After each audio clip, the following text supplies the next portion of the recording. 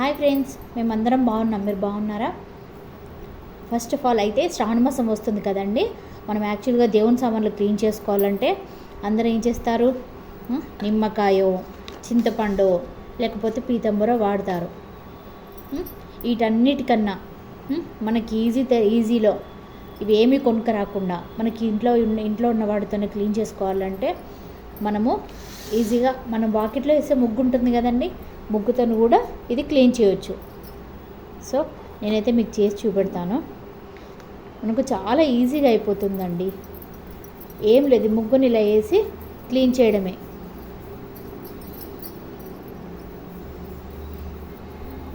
మనకు కొత్త దానిలా అవుతుంది. ఫాస్ట్గా వేసి ప్రెస్ చేయడమే. మనకు ఆయిల్తో ఉన్న జిడ్డు కూడా మొత్తం పోయి కొత్త దానిలాగా అవుతుంది.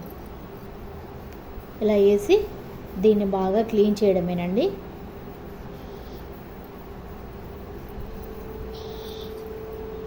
సో ఇలా వేసి దీన్ని క్లీన్ చేసుకుంటే చాలు.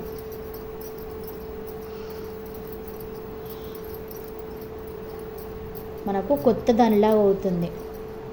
సో ముగ్గు అయితే మనకి ఇంటి ముందరికి వస్తుంది కదండి. మాకైతే ఇంటి ముందరికి వస్తుందండి. 25 రూపీస్కి 3 డబ్బాలు పోస్తాడు. సో జిడ్డు పోతుంది, అంతా పోతుంది, జిడ్డు కూడా ఉండదు. సో మీకేమైనా కొంచెం జిడ్డుగా అనిపిస్తే తర్వాత ఈజీగా కొంచెం లైట్గా సోపు వాడితే సరిపోతుందండి. ఇప్పుడైతే కొత్త దానిలాగా అయిపోతుంది చూడండి.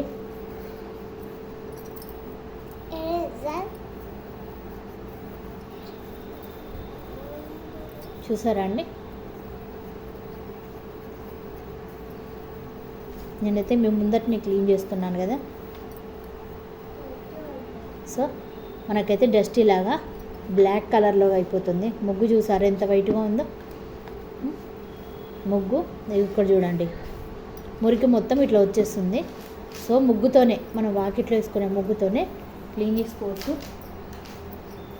చూడండి, చూసారా దీనికి తేడా? ఇది ఇప్పుడు నేను క్లీన్ చేసింది, ఇది ఇంకా క్లీన్ చేయలేదు. చూడండి, చూసారా ఎంత నీట్గా అయిపోయిందో?